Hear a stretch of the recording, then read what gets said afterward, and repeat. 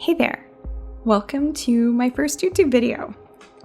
I'm going to tell you a story while I create an illustration that is very loosely based on said story, or inspired by.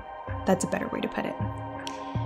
Today we're going to talk about the awe-inspiring tale of a legendary figure from the 13th century, the great-great-granddaughter of Genghis Khan and Mongolian warrior princess Khutulun.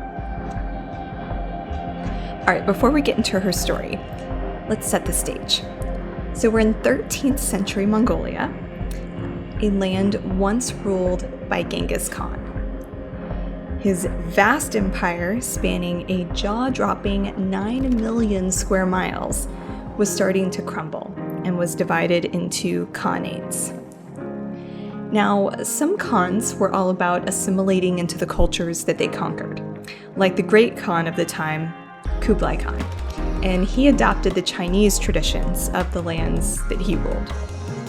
But Kaidu Khan, Khutulun's father, who ruled over Western Mongolia and Kazakhstan, he loved the old Mongolian ways of life and was constantly at odds with Kublai. Kaidu Khan had a secret weapon, and it was not one of his 14 sons. It was his daughter Khutulun.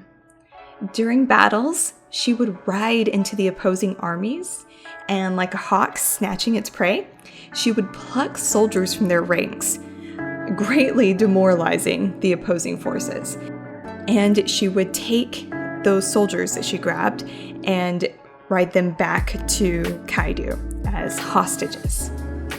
And she would do this multiple times. Together, they resisted all of Kublai Khan's attempts to overtake their rule in their lands.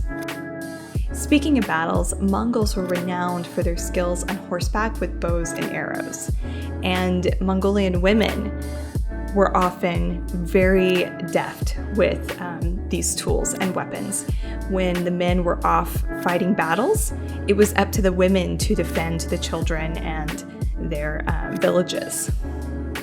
And Khutulun was no exception.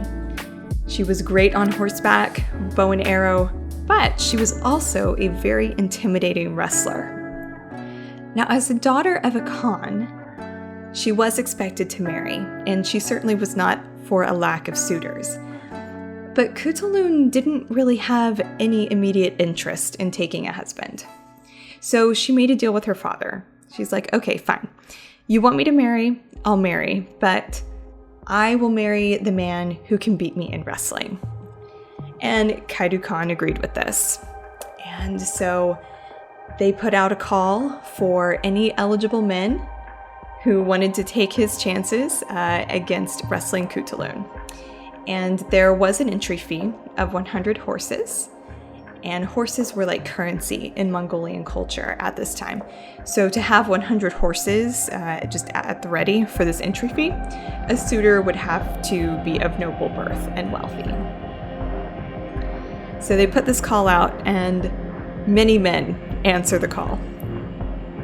Not one of them defeats Khutulun. In fact, this number might be hyperbolic, but she is said to have amassed a herd of 10,000 horses.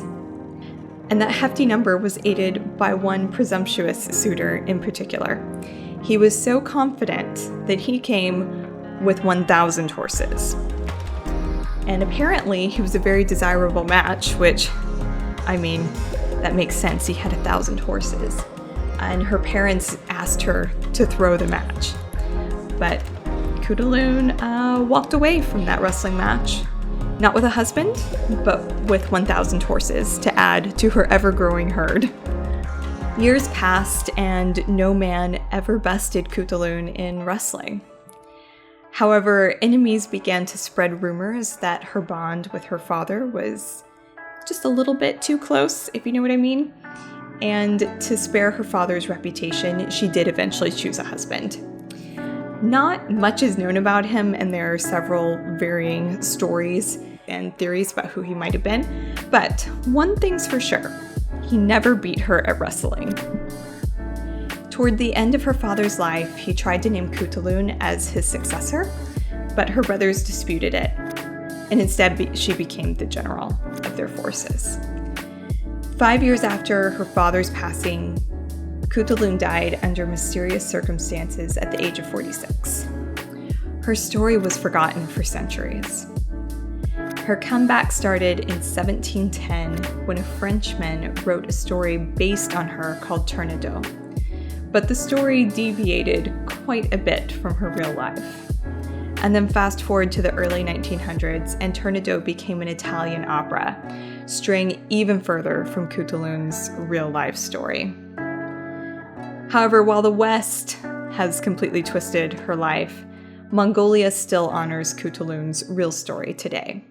The traditional outfit worn by Mongolian wrestlers has an open chest, symbolizing that the wrestler isn't a woman and paying homage to the undefeated Khutulun. And there you have it, the incredible story of Khutulun, the Mongolian warrior princess who no man could defeat. If you enjoyed this tale as much as I did, hit the like and subscribe buttons for more epic adventures and illustrations. In the description box below, you'll find a link to a shop with some merch featuring today's artwork.